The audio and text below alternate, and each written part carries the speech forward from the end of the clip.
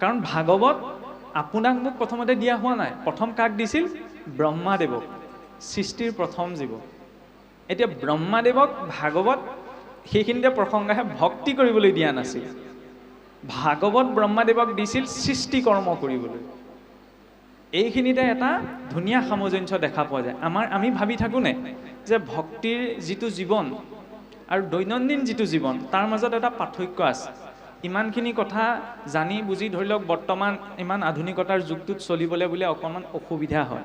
কিছুসকলে এইটো অভিযোগ থাকে, কিছুসকলে কয় সকলো নীতি নিয়ম দৈনন্দিন জীৱনটোৰ লগত আমি চলাব নোৱাৰোঁ, নহয়নে? কাৰণ সকলোৱে কৰ্মবিলাক বেলেগ বেলেগ। কোনোবা ব্যৱসায়ীজনেনো কেনেকৈ সদায় ভক্তিপৰায়ণ হৈ থাকিব? এনেকুৱা কিছুমান প্ৰসংগ আহে। বা খেতিয়কজন বা শিক্ষকজন দৈনন্দিন জীৱনৰ লগত আমি ভক্তি কেনেকৈ? সেইটোৱেতো আটাইতকৈ ডাঙৰ সমস্যা। আমি এই দুইটা বস্তুক বেলেগ কৰি পেলাওঁ। ভক্তি মানে বেলেগ আৰু দৈনন্দিন জীৱন মানে বেলেগ। কিন্তু সৃষ্টিৰ আদিতে এই দুইটা এক কৰিয়ে ব্ৰহ্মাদেৱক নাৰায়ণে পোনপ্ৰথম ভাগৱত দিছিল। আমি কওঁ ন, চতুশ্লোকী ভাগৱতকে আমি জ্ঞান বিজ্ঞান তদং ৰহস্য আৰু মহাপুৰুষীয়া ধাৰাত তাকে আমি গুৰুদেৱ নাম ভকত বুলি চাৰি বস্তুৰ লগত তুলনা কৰোঁ। কিন্তু ইয়াৰ তাত্ত্বিক যিটো ব্যাখ্যা, সেই ব্যাখ্যাটো শুকদেৱৰ হাতত ৰূপ পাইছে। জ্ঞান বিজ্ঞান তদংগ ৰহস্য মায়া তৰণ। ব্ৰহ্মাদেৱক পোনপ্ৰথমতে নাৰায়ণে কি কৈছিল যে অহম এবা সমেবাগ্ৰে নান্যত য়ৎ সদসৎ পৰম পশ্চাদ অহম য়দেতস্য য়ৌ বশিষ্যত সুস্মিহম। অৰ্থাৎ ইয়াত একো টান কথা নাই। এটা কথাই প্ৰত্যক্ষ ৰূপত কৈছিল যে হে ব্ৰহ্মা, তুমি সৃষ্টি কৰ্ম কৰা, কিন্তু সদায় এটা কথা মনত ৰাখিবা যে সৃষ্টিৰ আদি অন্তে মধ্যে কেৱল মোৰেই অস্তিত্ব, মোৰ কাৰণেই তোমাৰ অস্তিত্ব বৰ্তি আছে। এইটোনো কি ডাঙৰ কথা? সৃষ্টি আদিতো ভগৱান আছে, এতিয়াও ভগৱান আছে, শেষতো ভগৱান থাকিব। ইয়াততো কোনো টান কথা নাই। সেইটোৱে আচল কথা। আমি তত্ত্ব কথা বুলি ক'লে মানে পোনপ্ৰথমতে শুনিলে মগজে বুজি নোপোৱা কথাবিলাক ভাবোঁ। শুনাৰ লগে লগে মগজু হিলি যাব লাগিব, সেইবিলাকে তত্ত্ব কথা। কিন্তু আচল তত্ত্ব ৰহস্য এই সাধাৰণ কথাটোতেই সোমাই আছে। আমি গম পালোঁ, আমাৰ মনতো থাকিলে যে সৃষ্টিৰ আদি মধ্যে অন্তে ভগৱন্তই আছে। কিন্তু তাক আমি চেতনাৰে কোনোবাখিনিত গ্ৰহণ কৰিব পৰা নাই। যদি চেতনাৰে গ্ৰহণ কৰিব পাৰিলোহেঁতেন, তেতিয়া চাওক খোৱা বোৱা বাক্য বচন কৰিব লাগে নালাগে এইবিলাকৰ কাৰণে বিধি বিধান বনোৱাৰ প্ৰয়োজনীয়তাই নাথাকিলেহেঁতেন। সকলো সময়তে আমাৰ মনত নাথাকে। কাৰোবাক কিবা এটা কওঁতে আমি কেতিয়াবা পাহৰি যাওঁ যে মই তেওঁক এইষাৰ এনেকৈ কৈছোঁ, হয়, কিন্তু ভগৱন্তৰ নিৰীক্ষণত মই আছোঁ। আজি আপোনাক মই বেয়াকৈ কিবা এটা কৈছোঁ, কাইলৈ মইতো সেইটো প্ৰত্যক্ষ ফলটো ভুগিব লাগিব। হ'ব আৰু একো নাই বুলি কিবা এটা মুখত দিছোঁ, হয়, কিন্তু সেইখিনি সময়ত মই পাহৰি যাওঁ যে ভগৱন্তৰ দৰ্শনত মই আছোঁ, নহয়নে? কথাষাৰ একেবাৰে সহজ, কিন্তু সকলো সময়তে তাৰ প্ৰতি আমাৰ চেতনাটো জাগ্ৰত হৈ নাথাকে। কাৰণ আমাৰ শুই থকা, আমি এনাস্থেচিয়া লৈ থৈছোঁ, ক'ৰ পৰা চেতনা জাগ্ৰত হ'ব? এনাস্থেচিয়া লৈ থাকোঁতে আপোনাক কাটিলেও গম নাপায় নহয়। আমাৰো ঠিক অৱস্থাটো তেনেকুৱা। জানোতে আমি সকলো জানো। ভাগৱত এতিয়া আপোনাক চাওকচোন, ঈশ্বৰৰ প্ৰতি ভকতি আছে কাৰণেতো ইয়াত বহি আছেহি। ভকতি নথকাকৈ ইয়াত কোনো বহি থকা সম্ভৱ নহয়। মই আপোনাক ভক্তি কি, ভকতি কেনেকৈ কৰিব লাগে বুজোৱাৰ কোনো প্ৰয়োজনীয়তা নাই, নহয়নে? যিজন ব্যক্তিৰ চেতনা যিমানটো স্তৰ পাইছে, সেইজনে সেই চেতনাৰ আধাৰতে ঈশ্বৰমুখী হৈ আছে। মই আপোনাক পৰিৱৰ্তন কৰিব নোৱাৰোঁ, আপুনি মোক পৰিৱৰ্তন কৰিব নোৱাৰে। আপুনি আপোনাৰ নিজৰ দৃষ্টিকোণ অনুসৰিয়ে নিজৰ জীৱনটো পালন কৰিব, নহয়নে? সকলোৱে সকলো কথা জানে, সকলোৱে সকলো কথা বুজে। খালি আমাৰ কি হয়, তেতিয়াহ'লে এই কথাবিলাক বাৰে প্ৰতি কৈ থকা কিয় প্ৰয়োজন? টিভিত একেটা এডভাৰটাইজকে বাৰে প্ৰতি কেলৈ দেখুৱাই দিয়ে? এটা এডভাৰটাইজ আপোনাৰ এসপ্তাহ দিয়া বন্ধ কৰি দিয়কচোন, সেই প্ৰডাক্টটোক মানুহে পাহৰি থাকিব। আমি খুব পাহৰোঁ নহয়, কালি ভাতকেইটা কিহে খালে বুলি ক'লে আমি ক'ব নোৱাৰোঁ। আজি গধূলি সময়ত কি খাই আহিলোঁ সেইটোকে মই পটককৈ সুধিলে ক'ব নোৱাৰোঁ, নহয়নে? সেইকাৰণে বাৰে প্ৰতি মানে কথাবিলাক কৈ থকাটো প্ৰয়োজন, পাগুলি থকা প্ৰয়োজন। সেইকাৰণে আমাক ক'লে যে বাৰে বাৰে আলোচনা কৰা কথা একেখিনিয়ে। ভাগৱতৰ ক'ত কি আছে আজি ইমান দিনে শুনি শুনি প্ৰায় সকলোৰে মনত এটা সম্যক ধাৰণা আছে, নহয়নে? নতুন কথা বুলিবলৈ একো নাই। সকলো এই আজিৰ পৰা 1000 বছৰ আগতে ব্ৰহ্মাক যিখিনি কৈছিল সেই একেখিনি কথাই আছে। শুকদেৱে ৰজা পৰীক্ষিতক যিখিনি কৈছিল একেখিনিয়ে আছে। কিয় বাৰে প্ৰতি শুনিবলৈ কৈছে? কাৰণ বাৰে প্ৰতি শুনোতেহে কাম কৰিবলৈ। তেতিয়াহ'লে সদায় কি আমি অনুষ্ঠান পাতিম নি? সদায়তো অনুষ্ঠান পতা সম্ভৱ নহয়। সেইকাৰণে ঘৰখনত শুনাৰ ব্যৱস্থা কৰিব লাগিব, নহয়নে? মহাপুৰুষে বৰ দীঘলীয়া চিন্তা কৰিছিল, কাৰণ জানে এই সোপা মানুহক ৰাম বোলাবলৈও টান। এতিয়াহে ৰাম ৰাম কৃষ্ণ কৃষ্ণ, 500 বছৰ আগতে ৰাম কৃষ্ণ কোন এখন অসমত কোনেও চিনি নাপায়, নহয়নে? আজিওতো কিছুসকলে কল্পনা বুলি কয়হে পাৰিলে, উপায় নাই আৰু। বাৰু সেইখিনি বেলেগ দিশ। য'ত ৰামকৃষ্ণক চিনি নাপায় সেইখিনি মানুহক যেতিয়া ৰামকৃষ্ণৰ সংস্কৃতি দিবলগীয়া হৈছিল কিমান কঠিনতা সন্মুখীন হ'ব লগা হৈছিল নহয়নে? সেইকাৰণে কি কৰিলে, গোটেই প্ৰতিটো কামত ভক্তিৰ ধাৰাটো সোমোৱাই দিলে। গোষ্ঠটো লওঁতেও গুৰুক দিম, ভকতক দিম, নহয়নে? বনাওঁতে এতিয়া চাবচোন বৈষ্ণৱ পৰম্পৰাবিলাকত কি হয়, মানে উত্তৰ ভাৰতীয় দক্ষিণ ভাৰতীয় যিবিলাক বৈষ্ণৱ পৰম্পৰা আছে তাত কি হয়, যেতিয়া মানে অন্নমুঠি বনোৱাৰ পিছত আপোনালোকে দেখা পাব পাৰে টিভিয়ে চিভিয়ে এই মন্দিৰবিলাকত কি হয়, প্ৰথমতে বনোৱাৰ পাছত তাক নি ভগৱানৰ ওচৰত অৰ্পণ কৰেগৈ। দেখিছেনে? আমাৰ ধৰি লওক ভাত মুঠি বনাই পেলাই তেনেকৈ অৰ্পণৰ ব্যৱস্থাটো সাধাৰণতে নাই। কিয় নাই বাৰু জানেনে? মই খুহুতীয়াকৈ কৈছোঁ, বনাওঁতে গোন্ধ পালে ভগৱানক অৰ্পণ কৰিলে পাহৰি থাকিবও পাৰে। আমাৰ গতি তেনেকুৱা কিবা এটা হয়, নহ'লেনো বনাই থাকোঁতে অকণমান হাতত লৈ পেলাই খালে, টেষ্ট কৰি চালেহেঁতেন নে? সেইটোতো অৱশিষ্ট হ'ল, উচিষ্ট হ'ল। আমি ক'ব পাৰোঁ, সাধাৰণ মানুহ এজনে ক'ব সেইটোনো কি ডাঙৰ কথা হ'ল, বনাওঁতে নিমখ হ'ল নে নাই হোৱা টেষ্ট কৰি চালে জানিবা। চাবলৈ গ'লে তাত একো ডাঙৰ কথা নাই হয়, কিন্তু আমি সদাচাৰী জীৱ নহয়নে? যেতিয়া গৃহস্থত নালাগে, ভক্তসকলক নালাগে বা বাকীসকলক নালাগে, তাৰ আগতে যদি মই নিজেই টেষ্ট কৰি চাইছোঁ তেতিয়াহ'লে এইটো উচিষ্ট হ'ল। মাহ প্ৰসাদকেইটা শৰাইখনত দিয়ালৈকে আমি মাহ প্ৰসাদ বুলি কৈ থাকোঁ, ক্ষমা কৰিব বুট মগু বুলি কৈ থাকোঁ, বা ধৰি লওক তাক আমি নৈবেদ্য বুলি কওঁ। যেতিয়া শৰাইখনৰ পৰা বিসৰ্জন হয় তেতিয়াহে প্ৰসাদ বুলি কওঁ, আকস্ম প্ৰসাদ নকওঁ নহয়। কিয়? ঈশ্বৰৰ উচিষ্টই প্ৰসাদ। কিন্তু মানুহে যদি গ্ৰহণ কৰি দিয়ে তেতিয়াহ'লে এইটো চোৱা হৈ যায়। ঈশ্বৰক দিলে পৰিৱৰ্তন নহয়, ঈশ্বৰ পূৰ্ণ গ্ৰহণ কৰাৰ পাছতো তাত মগুমাহ এটাও লৰচৰ নহয়, নহয়নে? কিন্তু মানুহে খাই দিলে চুই দিলে চোৱা হৈ যায়, হয়নে নহয়? জীৱাত্মা আৰু পৰমাত্মাৰ মাজত সেইখিনিতে পাৰ্থক্য। আমি অপূৰ্ণ, কিন্তু পৰমাত্মা ঈশ্বৰ কৃষ্ণ হৈছে পূৰ্ণ। যাই হওক, এতিয়া সেই শৌনকাদি ঋষিসকলে যেতিয়া 7 দিনৰ পাছত ৰজা পৰীক্ষিতে মুক্তি পোৱা দেখিলে, তেতিয়া তেওঁলোকে শুকদেৱৰ ওচৰত পুনৰ ভাৱ প্ৰকাশ কৰিলে যে পূৰ্বতে আমি সম্পূৰ্ণ একাগ্ৰতাৰে নুশুনিলোঁ, আকৌ এবাৰ আপুনি পুনৰাবৃত্তি কৰক। তেতিয়া শুকদেৱে কি ক'লে? শুকদেৱেতো নিজেই ক'ব পাৰিলেহেঁতেন নে নাই পৰা? শ্ৰেষ্ঠসকলে নিজক গুৰুত্বতা নিদিয়ে, শ্ৰেষ্ঠত্বৰ লক্ষণ সেইটোৱেই। মোৰে ট্ৰেন বাহক বুলি শুকদেৱে ক'ব পাৰিলেহেঁতেন, আজিকালি আকৌ আমি ট্ৰেন বাহাত লাগি থাকোঁ, নহয়নে? খোলাকৈ কৈছোঁ আৰু গানটো গোৱাৰ ক্ষেত্ৰত এইটো প্ৰযোজ্য হয় যে আজি ক'ৰবাত কোনোবাই ভাল গান এটা গাইছে, গানৰ অনুষ্ঠান এটা পাতিলে তেওঁক মাতোঁ। কোনোবাই ভালকৈ অভিনয় এটা কৰিছে, অভিনয়টো কৰিবলৈ তেওঁক মাতোঁ। কিন্তু আজিকালি আমাৰ ভাগৱতৰ ক্ষেত্ৰতো ট্ৰেণ্ড এটা চলিছে।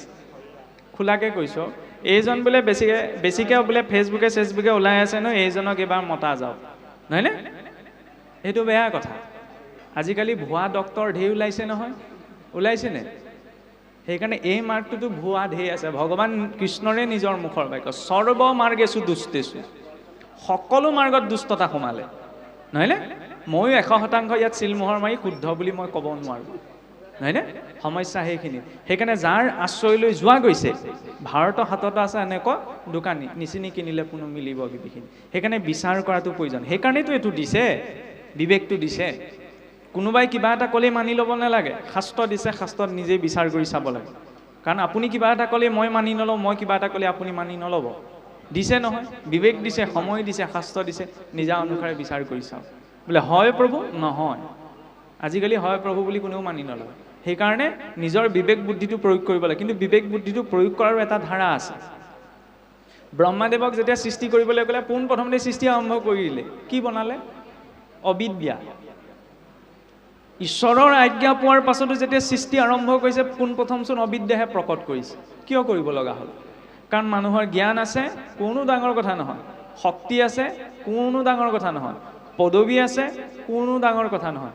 মৰ্যাদা আছে, কোনো ডাঙৰ কথা নহয়। এই সকলো থকাৰ পাছতো যদি ঈশ্বৰৰ মাৰ্গদৰ্শনটো গ্ৰহণ কৰা নাই, সেই জ্ঞানযুক্ত, মৰ্যাদাযুক্ত, শক্তিযুক্ত কৰ্মই কল্যাণ কৰিব নোৱাৰে। তাৰপিছত তপ কৰিব লগা হৈছে। নাৰায়ণ উপস্থিত হৈছে, ভাগৱতৰ উপদেশ দিছে, তাৰ পাছতে প্ৰজা সৃষ্টি আৰম্ভ কৰিছে। পোনপ্ৰথমতে কিন্তু চিধাই আগবঢ়োতে অবিদ্যাহে প্ৰকট কৰিছে। মানুহৰ জীৱনত আমাৰ ঢেৰ জ্ঞান থাকিব পাৰে, ঢেৰ শক্তি, সামৰ্থ্য, পদবী ইত্যাদি ইত্যাদি ঢেৰ কিবা কিবি থাকিব পাৰে। কিন্তু যেতিয়ালৈকে জীৱনত ঈশ্বৰৰ মাৰ্গদৰ্শনটো গ্ৰহণ কৰা নাযায়, সেয়া লাগিলে আৰু শ্ৰেষ্ঠ কৰ্ম হওক, কেতিয়াও কল্যাণ কৰিব নোৱাৰে। কাৰণ ধৰ্ম বুলি কওঁতে আজিকালি বৰ বিপদ। বোলে কলিত দ্বাদশত লিখিছে নহয়, দান পুণ্য কৰিলে মুহুৰ হৈব খ্যাতি, হেন দম্ভভাৱে ধৰ্ম আচৰিবে আতি। বৰ বিপদ হ'ল। দান পুণ্য কৰিলে বোলে মোৰ খ্যাতি বৃদ্ধি পাব, সেইকাৰণে নহ'লেনো ৰজা মহাৰজাবিলাকে ইমান ডাঙৰ ডাঙৰ মঠ মন্দিৰ বনাই থৈ গ'ল, ক'তো নাম লিখি থৈ নগ'ল। বোলে মই বনাইছোঁ, মই আকৌ ঘটিটো দিলেও নামটো লিখি দিওঁ। নহয়নে? এইটো বেয়া কথা। মই এইটো সমালোচনা কৰিবলৈ যোৱা নাই। অন্য ক্ষেত্ৰত কোনোবাই কিবা এটা দিছে, ভাল কথা, স্মৃতি হিচাপত নিজৰ নামটো ৰাখিছে। কিন্তু ঈশ্বৰৰ ক্ষেত্ৰত যেতিয়া কিবা এটা দিয়া হয় ন, আমিনো কি দিছোঁ ন? আমাৰতো দিয়াৰ সামৰ্থ্যতা নহয়, নিস্বাৰ্থ ভাৱত দিব লাগে। এই বোলে নহয় ৰাইজে গম পাব লাগিব নহয়, গম পোৱাৰ প্ৰয়োজন নাই। মানুহৰ ফকাছত আহিলে তেওঁ ফকাচৰ পৰা নাইকিয়া হৈ যাম নহয়। পুতনা ৰাক্ষসী আছিল যদিও ধুনীয়া ৰূপ লাৱণ্য গৈছিল, গোটেই ব্ৰজবাসীসকলৰ ফকাচত আহি পৰিলে, নহয়নে? সকলোৱে চাই, পুৰুষটো মোহ গ'লেই মহিলাসকলো মোহ গ'ল, ইমান সুন্দৰ ৰূপ লাৱণ্যত গ'ল, মানুহৰ ফকাচত গুৰুত্বতা দিলে। কিন্তু ঈশ্বৰৰ ফকাচত নাইকিয়া হৈ গ'ল। ঈশ্বৰে ওচৰ চপাৰ লগে লগে চকুকেইটা ঢাকি দিলে। বোলে ক'লে হ'বনে? সেই পুতনাকচোন জননীৰ সমান গতি দিছে।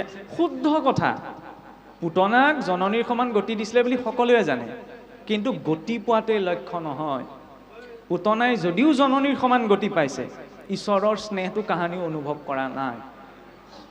মাতৃ যশোদাই যিটো স্নেহ ঈশ্বৰৰ পৰা পালে, পুতনাই জানো সেইটো পালে? গতিহে পাইছে। গতি পোৱাটো আমাৰ লক্ষ্য নহয় নহয়। ধৰি লওক এগৰাকী মাতৃ যেনিবা দুজন সন্তান, এজনে কথা ক'লে শুনে, আনজনে নুশুনে। দুইজনক সমানেই ভাল পায়, নিজৰ মাক নিজৰ দেউতাক। কিন্তু কথা শুনা ল'ৰাটোৱে মাক দেউতাকৰ যিটো স্নেহ অনুভৱ কৰিব পাৰে, কথা নুশুনাটোৱে পাব জানো? সম্পত্তিৰ ভাগ পোৱালৈ মাক বাপেক সন্তুষ্ট হোৱাটোক নুবুজাই নহয়। পিতৃ মাতৃৰ সেই স্নেহটো জীৱনত অনুভৱ কৰিব পাৰিলে নে নাই পৰা? পুতনাই গতিহে পাইছে, স্নেহ পোৱা নাই।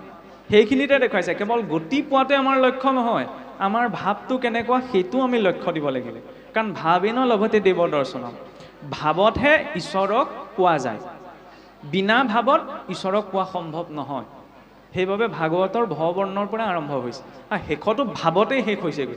ৰজা পৰীক্ষিতক 12 স্কন্ধ ভাগৱত ক'লে, শেষত স্বতন্ত্ৰ ৰূপত পৰীক্ষিতক কৈ দিলে যে এতিয়া তুমি স্ব ইচ্ছাৰে যি সিদ্ধান্ত ল'ব পাৰা, বা যদি তোমাৰ মনত যদি কিবা সংশয় আছে, মই আকৌ তোমাক এবাৰ ভাগৱত শুনাবলৈ প্ৰস্তুত আছোঁ, নহয়নে?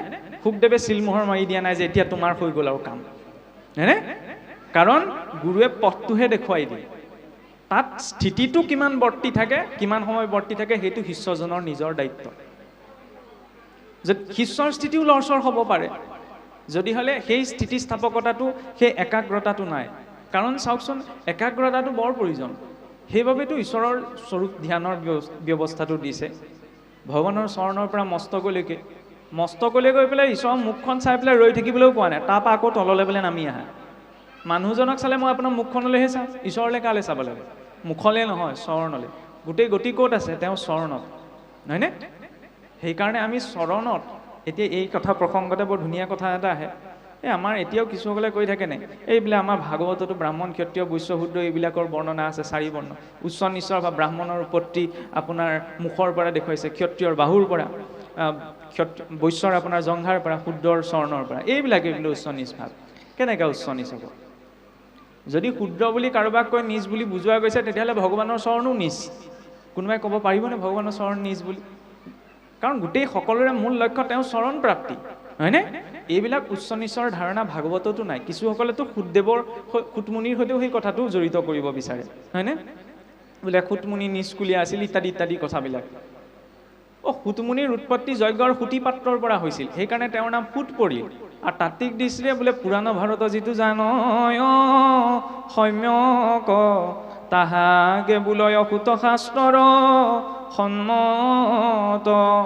যিজনৰ অষ্টাদশ পুৰাণ ভাৰত, ৰামায়ণ আৰু মহাভাৰতক ইতিহাস ৰূপত ভাৰত শাস্ত্ৰ কোৱা হয়। যাৰ সম্যক ধাৰণা যিজনৰ ওচৰত উপস্থিত আছে, সেইজনক তাত্ত্বিক দৃষ্টিৰে সুত বুলি কোৱা হয়। আৰু সেই সুতমুখে ভাগৱত শুনিবলৈ গ'লে শুকদেৱে কিয়? অভিমান শূন্য হ'বলৈ, নহয়নে? আৰু ভাগৱতৰ বৰ ডাঙৰ দিশ এটা আছে। ভাগৱতত চাওকচোন, যেতিয়া কাৰোবাক কিবা এটা শিক্ষা দিয়াৰ প্ৰয়োজনীয়তা হৈছে, উচ্চ লোকৰ পৰা উদাহৰণ ক'তো অনা হোৱা নাই। আপুনিয়ে চাওক, যেতিয়া আপোনাৰ 4ৰ্থ স্কন্ধত ভক্ত ধ্ৰুৱক নাৰদদেৱে উপদেশ দিছে, নহয়নে? সেইখিনি সময়তচোন নাৰদদেৱে ভক্ত প্ৰহ্লাদৰ কথা ধ্ৰুৱৰ আগত ক'ব পাৰিলেহেঁতেন, তোমাৰ দৰে এজনো সত্য যুগত হৈ গৈছে, নহয়নে? বা ভক্ত প্ৰহ্লাদক গৈও ধ্ৰুৱৰ কথা ক'ব পাৰিলেহেঁতেন, বিপ্ৰ দামোদৰক গৈও পূৰ্বৰ ভক্তসকলৰ কথা ক'ব পাৰিলেহেঁতেন, নহয়নে? বা ধৰি লওক ৰজা অম্বৰীষক গৈও ক'ব পাৰিলেহেঁতেন যে হে মহাৰাজ, পূৰ্বতে প্ৰহ্লাদ ধ্ৰুৱ আদি শিশুসকলেও ইমান উচ্চ ভক্তি কৰি গৈছে, নহয়নে? উচ্চ পৰ্যায়ত, কিন্তু কোৱাগৈ নাই। তাত এটা ৰহস্য আছে, কি জানেনে? যেতিয়া উদাহৰণ এটা, উপমা এটা উচ্চ স্থিতিত থকা ব্যক্তি এজনৰ পৰা লোৱা যায় তেতিয়াহ'লে নিজৰ কৰ্মটোত নিজৰ ভাৱটোত এলাহ আহে। কেনেকৈ এলাহ আহে? মোতকৈ তেওঁ শ্ৰেষ্ঠ, সেইকাৰণে তেওঁ পাৰিছে, নহয়নে? গতিকে মই নিজে আচৰণত অকণমান গাফিলতি কৰিম, তেওঁ মোতকৈ শ্ৰেষ্ঠ, সেইকাৰণে তেওঁ ইমানখিনি পাৰিলে, মই ইমানখিনি নোৱাৰোঁগৈ, নহয়নে? কিন্তু নিজৰ স্থিতিতকৈ অকণমান তলৰ স্থিতিৰ কাৰোবাৰ পৰা যদি কিবা এটা শিকিব পৰা যায় তেতিয়াহ'লে সেইটো সাৰে সিমুজে পাৰ হৈ যায়, হয়নে? জ্ঞানীজনৰ পৰা মই কিবা এটা শিকিলে তেওঁ জ্ঞানীয়ে, শাস্ত্ৰ চৰ্চা কৰে কাৰণে কৈছে আৰু তেওঁৰ পৰা শিকিলোঁ, এই কথাটো ইমান মানে প্ৰভাৱ নেপেলায়। বাটত বহি থকা ভিক্ষাৰী এজনৰ পৰা যদি কেনেবাকৈ কিবা এটা কথা শিকি আহিবলৈ লগা হয় সেইটো সপোনতো মনত পৰে যে ভবাই নাছিলোঁ ভিক্ষাৰীজনেও যে এনেকুৱা জ্ঞান থাকিব পাৰে, হয়নে নহয়? সেইকাৰণে একাদশত গুৰু বৰ্ণনা কৰিবলৈ যাওঁতে 24জন গুৰু বৰ্ণনাত পিংগলা বেশ্যালৈকে বৰ্ণনা আহিছে। কম ডাঙৰ কথানে? অন্য কোনো শ্ৰেষ্ঠ লোকৰ বৰ্ণনা হয়নে? ভাগৱতৰ দৰ্শনটো কিমান গভীৰ চাওকচোন। শিকোঁ বুলি ক'লে আটাইতকৈ অপবিত্ৰ স্থানৰ পৰাও কিবা এটা শিকিব পাৰি যদিহে গ্ৰহণশীলতাটো নিজৰ ভিতৰত থাকে। ভাগৱত ভক্তিয়ে ব্যক্তিজনক ইমান বিনয়ী কৰে যে সংসাৰে যাক অপবিত্ৰ বুলি ভাবি আছে তেওঁৰ পৰাও কিবা এটা শিকিব পৰা যায়, হয়নে? ইয়াত উদাহৰণ দিবলৈ যাওঁতেও শুকদেৱে অন্য কোনো শ্ৰেষ্ঠ ঋষিমুনিৰ কথাও ক'ব পাৰিলেহেঁতেন, কিন্তু নাই কৰা। সুতমুনি একেবাৰে চুকত বহি আছিল, নহয়নে? তাই একো নাজানে বুলি ভাবিছিল, অভিমান শূন্য হৈ সেই সুতমুনিৰ আশ্ৰয়লৈ যাবলৈ ক'লে। আৰু সেই সুতমুখেইটো নৈমিষাৰণ্যত প্ৰথম সত্ৰৰ আৰম্ভণি, তাৰ পৰাই আমাৰ এই 12 স্কন্ধ ভাগৱতৰ কথাৰ পৰম্পৰা আৰম্ভণি। আৰু সেই সুতমুনিৰ ওচৰত সৌনকাদি ঋষিসকলৰ যেতিয়া প্ৰথম স্কন্ধতে দেখুৱালে কি? জিজ্ঞাসা, হয়নে? জিজ্ঞাসাটো আহিলেতো নহ'ব, আশ্ৰয়লৈ যাব লাগিব। ব্যাস নাৰদৰ সংবাদৰ জৰিয়তে কি দেখুৱালে? আশ্ৰয়। জ্ঞানৰ একেবাৰে শীৰ্ষস্তৰত থকা ব্যাসদেৱেও এজন শুদ্ধ ভক্তৰ আশ্ৰয়লৈ যাব লগা হৈছে, তেতিয়াহে তেওঁ ভাগৱত পাইছে। কাৰণ প্ৰথম ভক্ত কৃপা, তাৰ পাছতহে গুৰু কৃপা, তাৰ পাছতহে ইষ্ট কৃপা। আশ্ৰয়লৈ গ'লেই নহ'ব, তাত বিশ্বাস লাগিব। সেইবাবেই নাৰদদেৱৰ উপৰি জন্মৰ কথা যে দাসীপুত্ৰ হৈ ঈশ্বৰ ভক্তি আচৰণ কৰি কিমান উচ্চ স্থিতি জীৱই প্ৰাপ্ত কৰিব পাৰে। আৰু সেই আশ্ৰয়লৈ যাওঁতে, সেই বিশ্বাস কৰিবলৈ যাওঁতে কিবা এটা পোৱাৰ ভাৱনাটো যে মনত প্ৰকট নহয়, তাৰ বাবে অশ্বত্থামাৰ প্ৰসংগ যে গুৰুপুত্ৰ হোৱাৰ পাছতো ৰাজ্য লোভত কৰাৰ বাবে লোভটো সেইকাৰণে মূৰত যদি উঠি যায়, ধৰ্ম মাৰ্গত মোৰ কথা চবে শুনিব, মই সন্মানিত হ'ম, এই ভাৱত যদি মই ধৰ্ম মাৰ্গলৈ আহিছোঁ তেতিয়াহ'লে সেইখিনিতে গুৰুপুত্ৰ হোৱাৰ পাছতো স্বয়ং মহাদেৱৰ অংশ অশ্বত্থামা, কিন্তু গতিটো কি হ'লগৈ সকলোৱে জানে। মূৰৰ ওপৰত উঠাই ল'লে যে মই গোটেই পাণ্ডৱৰ গোটেই বংশটো নষ্ট কৰিব পাৰিলে ধন সোণ সা সম্পত্তি ধেৰ দিব। তাৰ বিপৰীতে ভক্তজনৰ ভাৱটো কি হয়? দ্ৰৌপদীৰ দৰে, নহয়নে? কম ডাঙৰ কথানে? নিজৰ হত্যা কৰা 5জন পুত্ৰক সেই ব্যক্তিজনক ক্ষমা কৰি দিছে যে এওঁক হত্যা কৰিবলৈ দিলে আজি তেওঁৰ মাতৃয়েও মোৰ দৰে বেদনা অনুভৱ কৰিব বুলি। কম ডাঙৰ কথা। আমাক কাৰোবাক ঢকা এটা দি চাওকচোন, কাক ঢকা দিলে আমি দেখুৱাই দিম, হয়নে? গতিকে ভক্তি মানে আপোনাৰ ভাৱে কি ভাবে নাজানো, কিন্তু এইটো মোৰ ব্যক্তিগত ভাৱ বুলিয়ে মই কৈছোঁ। মই নাভাবোঁ ভক্তি সৰু বা সহজ বস্তু বুলি। ক'লেই ভক্তি উপজা সম্ভৱ নহয়। কৃষ্ণ বুলি ক'লে ভক্তি নোপজে, তাৰ বাবে প্ৰস্তুত হ'ব লাগিব। আমি যেতিয়া নিজেই কৈ আছোঁ বোলে যাৰ আছে পুণ্য অসংখ্যাত সিহে পাতে কৰ্ণ হৰি কথাটো, কেৱল শুনি থকাটোৱে নুবুজাই নহয়। শ্ৰৱণ এনেকৈ নহয়, প্ৰত্যক্ষ শব্দ কৰ্ণই যদি স্পৰ্শ কৰা নাই তেতিয়াও তেওঁ শ্ৰৱণৰ ফলটো পাব লাগিব, নহ'লে 28,000 ঋষিয়ে কেনেকৈ শুনিছিল আপুনিয়ে ভাবি চাওক। বক্তা এজনহে, তেতিয়াৰ দিনত মাইক্ৰফোনো নাছিল, এজন সুতুমুনিয়ে কওঁতে 28,000 ঋষিয়ে শুনিছে। কাৰণ শ্ৰৱণ শাব্দিক স্তৰত কৰা নাযায়, ভাগৱতৰ দৃষ্টিৰে আন্তৰিক স্তৰত কৰা যায়। মই নামঘৰলৈ আহিলোঁ, ভাগৱত পঢ়ি আছে, মই ধৰি লওক গুৰুত্ব এটা দিয়া নাই, তাৰ শ্ৰৱণৰ ফলটো মই নাপাওঁ।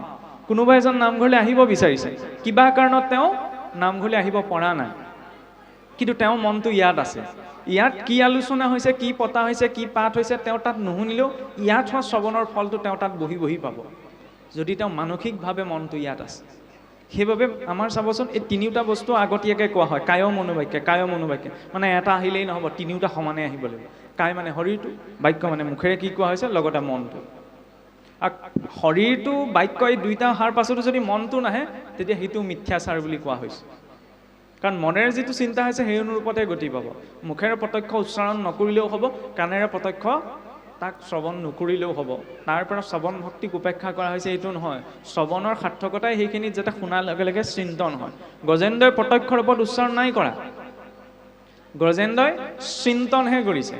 গজেন্দ্ৰই প্ৰত্যক্ষ ৰূপত স্তুতি কৰা নাই। আপুনি এতিয়া মনলৈ আহিব গজেন্দ্ৰৰ স্তুতি কথাচোন আমাৰ অষ্টমত বৰ্ণনা আছে। সেই স্তুতিটো সেইখিনি সময়ত গজেন্দ্ৰই ৰচনা কৰা নহয়। সেই স্তুতি পূৰ্বতে ৰজা ইন্দ্ৰদ্যুম্নই সদায় ঈশ্বৰক উপাসনা কৰিবলৈ ব্যৱহাৰ কৰা স্তুতি। অভ্যাস আছিল কাৰণে মনত পৰিল প্ৰাণৰ সংকটৰ বেলা। আৰু যেতিয়া নাৰায়ণ সন্মুখত উপস্থিত হৈছে এই আকাশত, তেতিয়াহে তেওঁৰ মুখৰ পৰা ওলাইছে নাৰায়ণ অখিল হৰি বুলি। তাৰ আগমুহূৰ্তলৈকে নাই ওলোৱা। তাৰ আগমুহূৰ্তত মুঠতে সকলোৰে অন্তৰত যিজন ঈশ্বৰ স্থিত হৈ আছে, সৃষ্টি স্থিতি প্ৰলয়ৰ যিজনগৰাকী, তেনেদৰে ইনডাইৰেক্টলিহে ঈশ্বৰক চিন্তন কৰি গৈ আছে। সেইখিনিতো ইণ্টাৰেষ্টিং কথা এটা। ভগৱানে সেইখিনি সময়ত ভেদলীলা আচৰণ কৰিছে। কিয় ভেদলীলা? গজেন্দ্ৰক পঠালে বৈকুণ্ঠলৈ, গ্ৰাহক পঠালে স্বৰ্গলৈ। ঈশ্বৰৰ দৰ্শন পালেতো দুইজনে একে জেগালৈ যাব লাগিছিল। পাৰ্চেলিটি কৰা নাইনে? ঈশ্বৰেও পাৰ্চেলিটি কয়। কিয় পাৰ্চেলিটি কয়? যি বিচৰা যাব তাকহে দিয়া যাব। গজেন্দ্ৰই ঈশ্বৰ প্ৰাপ্তি বিচাৰিছিল, সেইকাৰণে তেওঁ বৈকুণ্ঠ। গ্ৰাহে বিচৰা নাছিল, অভিশাপ মুক্তিহে বিচাৰিছিল, সেইকাৰণে তেওঁ স্বৰ্গলৈ। ঈশ্বৰৰ দৰ্শনত গুৰুত্ব এটা দিয়া হোৱা নাই। বৈকুণ্ঠৰ পাৰিষদসকল আহি পেলাই নৰকৰ সেই দূতসকলৰ পৰা হাতৰ পৰা জীৱটো লৈ অজামিলৰ শৰীৰত স্থাপন কৰি আকৌ বৈকুণ্ঠলৈ উভতি গ'ল। তেতিয়াই অজামিলক বৈকুণ্ঠলৈ লৈ যোৱা নাই। তাৰপিছত যেতিয়া অজামিলৰ স্থিতিটো অনুভৱ হৈছে, এই যিজনা ঈশ্বৰক মই প্ৰত্যক্ষ ৰূপত মতাই নাছিলোঁ, তেওঁ পাৰিষদসকলে আহি মোক যমদূতৰ হাতৰ পৰা ৰক্ষা কৰিলে, আৰু মই মহা অধমে তেওঁক পৰিত্যাগ কৰি নিজ কৰ্মত প্ৰবৃত্ত হৈ আছোঁ। সেই অনুতপ্ত মনেৰে নৰিয়া গাড়ী সকলো এৰি গংগাৰ পাৰলৈ গৈছে, একান্তভাৱে ঈশ্বৰ চিন্তনত বহিছেগৈ। পুনৰ শৰীৰ অৱশ হৈছে, শৰীৰৰ পৰা জীৱ ওলাইছে, পুনৰ বৈকুণ্ঠৰ পাৰিষদসকল আহিছে, তেতিয়া বৈকুণ্ঠলৈ লৈ গৈছে। মানে ঈশ্বৰৰ দূতসকল উপস্থিত হ'লেই যে আমি বৈকুণ্ঠলৈ যাব পাৰিম তাতো নিশ্চয়তা নাই, যেতিয়ালৈকে নিজৰ ভিতৰত অনুতাপটো অনুভৱ নহয় কৰি থকাখিনিৰ প্ৰতি, নহয়নে? নহ'লে এনেই আমাক দাঁত নাইকিয়া কুকুৰ বুলি ক'বনে মহাপুৰুষ মাধৱদেৱে? এইবিলাক কম ডাঙৰ গালি নে? মানুহ এজনক ক'লেতো খেদা মাৰি যাব, কিন্তু আমাক দিয়া গালি দশনবিহীন কুৰ্তা বুলিছে। আগৰ চোৱাও মনত নাই, পাছৰ চোৱাও মনত নাই, সেইখনকে মনত আছে কাৰণে সেইটোকে কৈছোঁ। কম ডাঙৰ কথা নে? দাঁত নাইকিয়া কুকুৰ নক'বনো কেলে? আজি 84 লাখ পাৰ কৰি একে সোপাতেই যদি লৈ আছোঁ, তেতিয়াহ'লে বোলে দাঁত নাইকিয়া কুকুৰতে মঙহ চুবাব নোৱাৰে, হ'লেও বোলে তাকে চুবাবলৈ চেষ্টা কৰে। আমাৰ গতিটো ঠিক তেনেকুৱা। আমি জানোৱেই যে একোৰে অৰ্থ নাই। এই আঙুলিটোত যদি কটা ঘাঁহ অকণমান লাগে, ঘাঁহ অকণলৈ চাই কেইজনে ভাত খাব পাৰিব? কোনেওতো নোৱাৰে, নহয়নে? কিন্তু ছালখনহে সন্মানটো বচাই ৰাখিছে। ছালখনৰ তলততো চব একে সোবাই আছে, নহয় জানো? কিন্তু আজিকালি আমি যত যিমান কাম কৰোঁ, শুনিবলৈ এইটো বেয়া হ'ব, নহয়নে? ছ'চিয়েল মিডিয়াত প্ৰচাৰ হ'ব নহয়, তেতিয়া বহু পণ্ডিত কেইজনমানে সেইটোও ক'ব যে এইবিলাক কথা কৈ কৈ মানুহবোৰক ঠগি আছেগৈ। এই ঠগা কামেই কৰিছোঁ, খোলাকৈ কৈছোঁ। আমাৰ কামটো হৈছে ঠগাই, মানুহক বিভ্ৰান্ত কৰাই। কাৰণ আমি বিভ্ৰান্ত হ'লোৱেই, আৰু বিভ্ৰান্ত হ'ব বিচৰা নাই। আৰু ছালখনৰ নিমিত্তেই লাগি থকাটো সৰ্বস্ব নহয়। মোক লাগিলে যিয়েই নকওক, আপোনাক লাগিলে যিয়েই নকওক, সন্মানটো ছালখনেহে বচাই ৰাখিছে, নহয় জানো? এই ছালখনৰ নিমিত্তে যত যিমান হ'ব লগা হৈছে, নহয়নে? অসুৰেও পিতৃ মাতৃক গালি পোৱা নাছিল, ছালখনৰ কাৰণে আজিকালি গালি পাৰিবলৈ ধৰিলে, নহয়নে? হয়নে নহয়? যত যিমান অসংস্কাৰ হৈছে, এই অকণমান আগত সম্বৰ্ধনা পত্ৰখনত পঢ়িছিল নে লিখিছিল, এটা বাক্য লিখিছিল, মই পাহৰিছোঁ, যে যান্ত্ৰিকতাৰ যুগত ধৰি লওক আধ্যাত্মিকতা নাইকিয়া হৈছে। আধ্যাত্মিকতা তিল মানুহ নাইকিয়া হোৱা নাই। কেনেকৈ নাইকিয়া হৈছে বুলি আমি ক'ব পাৰোঁ? নহ'লে ইমান অনুষ্ঠান নাথাকিলেওহেঁতেন। আজিৰ পৰা 50-60 বছৰ আগতে ভাগৱত কি বস্তু চিনিও নাপাওঁ আমি। এতিয়াহে ইমান প্ৰচাৰ প্ৰসাৰ হৈছে। আধ্যাত্মিকতাৰ অভাৱ হোৱা নাই, ধৰ্মৰো অভাৱ হোৱা নাই, অনুষ্ঠান অভাৱ হৈছে। এইটো ভুলতো ক'ব নোৱাৰোঁ, বিশেষকৈ আমাৰ অসমত, নহয়নে? সমস্যা ক'ত হৈছে? অভাৱ কিহৰ হৈছে? সংস্কাৰৰ, নহয়নে? গোটেই খেলখন ছালখনৰ। নহ'লে মৃতকজনৰ লগত এই চোৱা বস্তু বুলি চেণ্ডেলযোৰো শ্মশানলৈ যাব। অলংকাৰকেইটাক যোৱা দেখিছে জানো? কোনোবাই পঠিওৱা দেখিছে?